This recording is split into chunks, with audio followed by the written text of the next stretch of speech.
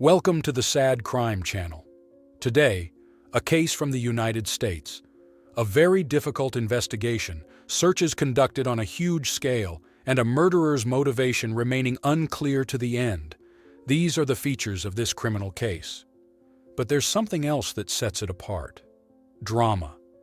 While it's true that there are no criminal cases that aren't dramatic, in the story described here, the drama seems to grow and grow, ultimately revealing an unimaginable level of cruelty and pathology. On the morning of December 19, 2001, in the city of Waldport, Oregon, USA, the weather is brisk and pleasant. A young man is walking along the beach near the Slough estuary when he notices an object of strange shape moving on the water's surface.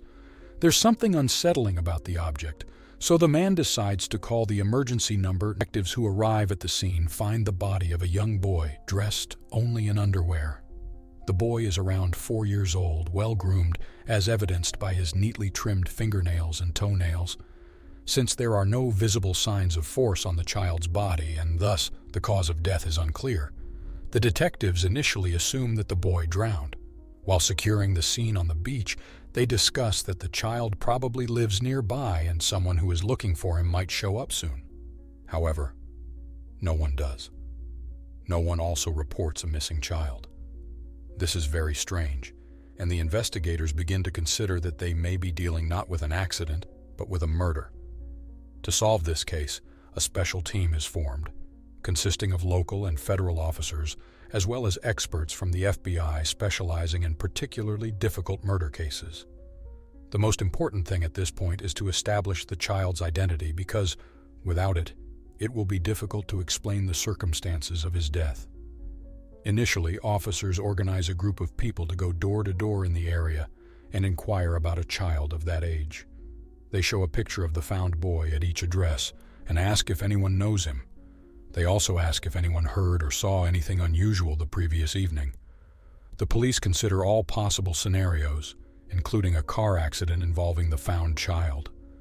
Therefore, a helicopter is enlisted to search both the estuary, where a submerged car could theoretically be, and the surrounding roads. Since these searches yield no results, the police decide to turn to the media. A photo of the boy, along with information that his body was found in the bay, appears in the local newspaper. In the usually quiet Waldport, such material is somewhat sensational and quickly makes its way into the local TV news program. Denise T. is currently at her parents' house when she hears the news about the body of a boy found in the water and notices a familiar face on the TV screen. Disturbed, she calls her mother and says that the boy looks like Zachary, one of the children she has been occasionally looking after lately. She had been taking care of them just a few days ago. Denise immediately contacts the police. Denise tells the police that the boy's name is Zachary Longo, and he has 2 younger sisters, 3-year-old Sadie and 2-year-old Madison. The children's father is named Christian Longo, and Denise works with him at a chain cafe in Newport. Christian's wife is named Mary Jane, and the whole family has only recently moved to Newport about 6 weeks ago. Newport is located about 25 kilometers from Waldport. The police immediately go to Christian and Mary Jane's apartment. It's an elegant apartment right on the waterfront. Although there is no one in the apartment, it doesn't seem like anything is amiss. There are no signs indicating that someone suddenly left. Everything is neat, and it looks like the family could show up at any moment. The police thoroughly search all the rooms, hoping to find anything that could help determine the family's whereabouts. The officers find no trace. Worse yet, another problem arises in the investigation. No one knows the Longo family well. The police find out that Christian and Mary Jane have indeed been here recently, but no one can provide any specific information about them. It's as if they live isolated from the community. The FBI begins searching for the Longo family's relatives and friends nationwide. The police first try to determine if Christian and Mary Jane had cell phones and who contacted them. While investigations are still ongoing, police divers are sent to search the waters near where the boy's body was found. Investigators hope to find items that will help solve the case. However, no one expects to find another child's body. The body of a 2-year-old girl is found in a sleeping bag. Like the previously found boy, the child is only wearing underwear. Tied to the girl's foot is a pillowcase containing a huge stone. At this point, it becomes clear that the police are dealing with murder. The officers suspect that the girl is Sadie, Zachary's 3-year-old sister. Divers continue searching and find another sleeping bag with a pillowcase, also containing a stone inside. The manner in which Zachary died now becomes clear. He was drowned, just like his sister. The cruelty of this crime against the 2 young children overwhelms everyone involved in the case, even those officers who have dealt with murders for years. However, it is still unknown who did it and why, whether it was someone from the family or if the children, possibly along with the whole family, were murdered by a stranger. The case becomes increasingly mysterious, especially since there is still no detailed information about the Longo family. One thing is certain: time is of the essence because no one knows what else the murderer might do. Photos of Zachary and Sadie are published in the media, and the police ask anyone who knows anything about them or their family to come forward. A man comes forward who, on December 17th, around 4:30 in the morning, about a day and a half before Zachary's body was found, stopped on a bridge to help a man who seemed to be having car trouble. It was near where the police believed the boy was thrown into the river. The caller says that the car on the bridge had its parking lights on, so he stopped and asked if everything was okay. The man he asked gave an irrelevant answer and implied that he didn't need help. The caller tells the police that, unfortunately, he doesn't remember the car's make or license plate. He only provides a vague description of the man. Investigators feel like they haven't made any progress. They decide to look into the man who found the boy's body, as it often happens that a perpetrator reports finding a body to immediately appear as a witness and thus divert any suspicion. The police summons the man for questioning and find out that he has a history of violence. But the questioned man vehemently denies having anything to do with the child's death. He claims that on that evening, he was at an Alcoholics Anonymous meeting. The police check the building where the meeting took place and find bloodstains on the bathroom wall. The lead seems very promising, but only laboratory tests will provide information on whether it's Zachary's blood. For now, they have to wait for the results, and until the police receive them, there's no chance of arresting the man. However, he agrees to take a lie detector test and passes it perfectly. Soon, the lab test results come in. It turns out that the blood found did not belong to the boy. Its origin is even explained. It came from different people using the bathroom to take drugs during the Alcoholics Anonymous meeting. The police find themselves back at square one. At the same time, gathering information about the Longo family continues. The police now know that Mary Jane was born in 1967 and grew up with 5 siblings in Ann Arbor, Michigan. Her parents divorced, and the children were raised by their mother in the Jehovah's Witnesses faith. Mary Jane met Christian Longo when she was in her 20s. It was in Ypsilanti, Michigan, where Christian's family had just moved. Although Christian was only 17 at the time, they shared many things, including their strong faith. Christian was Mary Jane's first true love. The couple got married in 1993. Mary Jane wanted to be an exemplary wife and mother. In 1997, their first child, son Zachary, was born, followed by 2 more girls, Sadie and Madison. Mary Jane adored the children and took very good care of them. She didn't work. Her focus was on raising the children. Christian did everything to ensure his family lived at a high standard. He started a company called Final Touch Construction Cleaning, which dealt with cleaning up after renovations and tidying construction sites. Unfortunately, instead of steadily growing the business, he began investing heavily. At the same time, his family consistently lived beyond their means, leading to financial problems. The company went bankrupt, and the family moved to Newport, where Christian rented an apartment by the sea and took a job at a cafe to make ends meet. It's there that he met Denise, whom he quickly befriended. Denise felt sorry for Christian and Mary Jane, knowing they had no family there and didn't know anyone in town. So she offered to help with childcare so the couple could occasionally go out together, even to the movies or dinner. During her conversation with the police, Denise emphasizes that she has no idea who would want to harm this family. The police also have no specific suspicions. Investigators consider that perhaps this is revenge from someone to whom Christian owed money. Their search becomes even more intense, but there's still no lead. It's December 27th. 8 days have passed, and there's still no trace of Christian, Mary Jane, or their youngest daughter, Madison. From the hotel where the Longo family stayed in the first days in Newport, the police receive a report. A hotel staff member who was taking out the trash on December 18th found a family album with the children's birth certificates and Mary Jane's driver's license. Longo was informed then, and he said the children must have thrown it out during their move from the motel to the apartment, dismissing the matter. He never collected the items. The investigators realized that someone like Mary Jane would not likely throw away photo albums of her children. Intuition and experience suggest they searched the water near the building where the Longo family lived. Their suspicions are confirmed. At the bottom near the pier, divers find 2 suitcases. Bringing them onto the dock, one of the divers immediately notices hair stuck between the teeth of the suitcase's zipper. In one of the suitcases, the police find Mary Jane's body. In the other, Madison's body.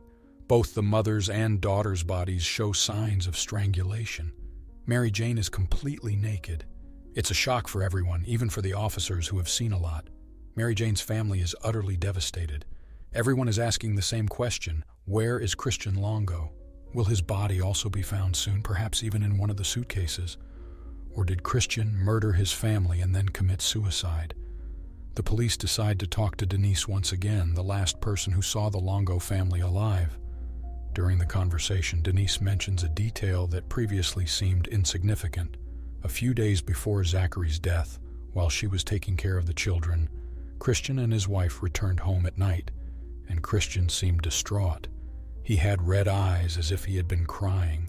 Then, a few days later at work, Christian told Denise that his wife had left him. She took the children and left. Denise was very surprised and sympathetic. When she came to work a few days later, Christian wasn't there. His boss told Denise that Christian simply didn't show up at the cafe. Now, Denise speculates that her colleague might have, in a fit of rage, murdered his wife and children, and then committed suicide. Friends and co-workers of Christian are outraged by this suggestion. The police, delving deeper into Christian's life, discover that he has a history of fraud. It turns out that when he was running his company and got into debt, he started falsifying checks. When the scheme was uncovered, he was arrested. Although he received a suspended sentence, he was expelled from the church community. Along with him, his wife Mary Jane was also excluded, which deeply affected her. Christian and Mary Jane sold their house at that time and fled Ypsilanti, leaving behind an unpaid $60,000 debt. They first went to Toledo, Ohio, where they moved into an old warehouse undertaking renovations.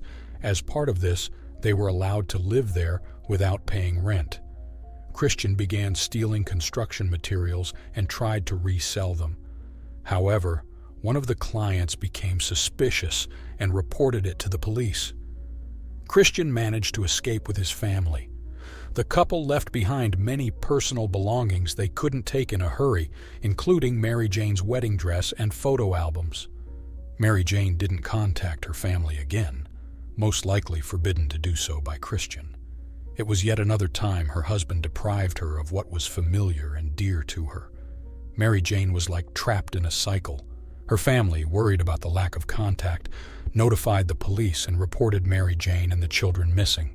The report was canceled after a postcard arrived from South Dakota, supposedly written by Mary Jane, saying, "Everything is fine. Christian is looking for a job. I'll call when we settle." The family couldn't do anything. The investigators now know that Christian is someone entirely different from what they thought, but it's unclear if he's alive and what's happening with him. Unexpectedly, they receive a phone call that surprises everyone.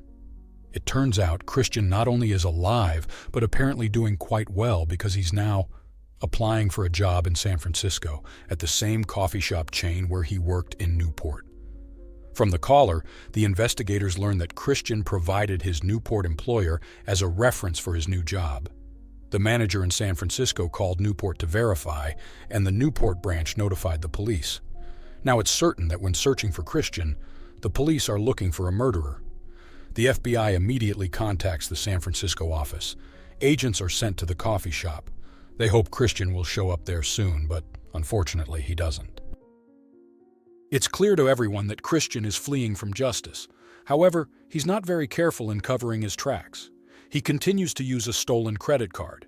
He buys a plane ticket to Texas and then to Cancun, Mexico. Christian is placed on the FBI's top 10 most wanted list. Cancun and its surroundings are literally covered with posters and flyers featuring his image. They're in public transportation, taxi stands, bus stops, internet cafes, etc. It's the only thing the FBI can do at this point because other than Christian getting off the plane in Cancun, there's no information about him. It's Sunday, January 13th, 2002. 48 hours have passed since the search in Cancun began. A local tour pilot reports that a few days ago, he transported a man resembling the one in the wanted poster to a campground about 50 miles from Cancun. It's early evening. Agents and Mexican police officers discreetly surround the field. They locate a small cabin, and inside they find Christian. The Mexican police enter, subdue Christian, and bring him outside. Christian claims it's a mistake and says his name is Michael. An FBI agent shows him a flyer with his photo and information about him being wanted as Christian Longo. Christian, upon seeing it, confirms his identity. He's officially arrested. It turns out that while in Mexico, Christian pretended to be a New York Times journalist. He hung out in bars and nightclubs, drank alcohol, smoked marijuana, and went diving. He even had a romance with a young German woman who was into photography. The next day, Christian is transported back to the USA. On the plane, an FBI agent sitting next to him strikes up a conversation. He tries to get Christian to confess and tell in detail how he murdered his family. But Christian doesn't admit to anything specific, although when asked, "Why did you do it?" he answers, "I wanted them to go to a better place."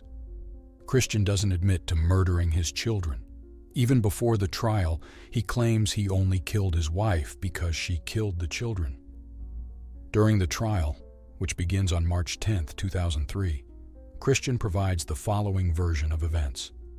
When he returned home, he found Mary Jane upset and Madison barely alive. His wife told him she had drowned Zachary and Sadie. Then, in a fit of despair and rage, Longo strangled his wife and then began to strangle the already dying Madison.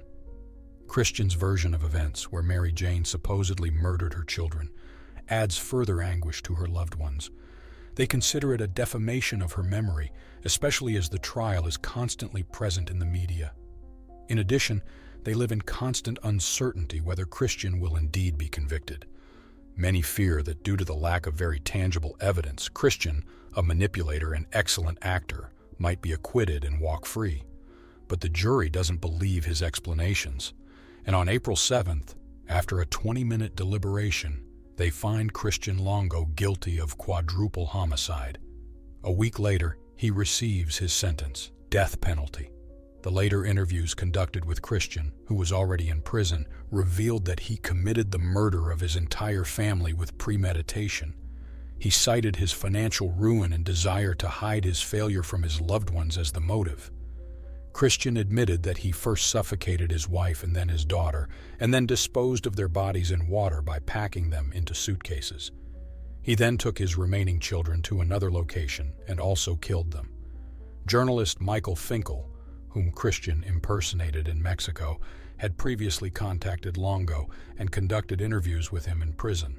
Based on these interviews, Finkel wrote the book True Story, Murder, Memoir, Mea Culpa, which was published in 2005. The film True Story from 2015 was also based on this book. All right, please be seated.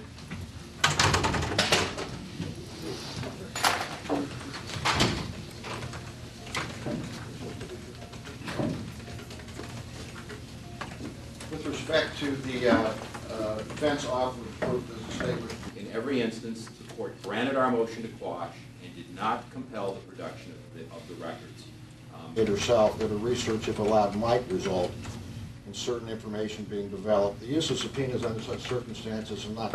He's, to my understanding, he's urge a superseding indictment for the defendant. I felt that at the outset I reasoned that this was something that she needed. I think internally I was probably thinking more about, what am I going to say to people now that our Ford Taurus has been taken? They're suddenly not going to see this car driving around. It was a pride issue with me as much as I think an inconvenience to Mary Jane. Would think about my comfort and the comfort of the kids over her, or the comfort of anybody else over her own. The Ford Taurus she regarded as a comfort for her, to allow her to. They gave me an ultimatum at that point. They said I was still fairly adamant that I wanted to date Mary Jane, and they essentially said you can either live under our roof or you can date Mary Jane. And I chose to move out that next week. 18 plus 1 week and a half or so. Was that working out for you? Sure was. It worked out pretty well. Had little to no sleep, but outside of that, the contractor was happy that we started working with, and that led to more contractors, and which led to us switching into management as opposed to laborers, and ended up. At this time, the court calls for trial of the matter of State of Oregon versus Christian Michael Longo. More than a year after his family's murder, Christian Longo finally faces a jury, his parents looking on from the crowded Lincoln County courtroom. Prosecutors reminded jurors of the victims. This is what they looked like before that night. The state argues Mary Jane Longo confronted her husband about an affair he was having months before the murders. And the defendant tells her that he doesn't love her anymore, that he stopped loving her when she started having children. Thank you for listening until the end. If you like this video, please give it a like or subscribe to my channel. I will be very grateful. Goodbye and stay safe.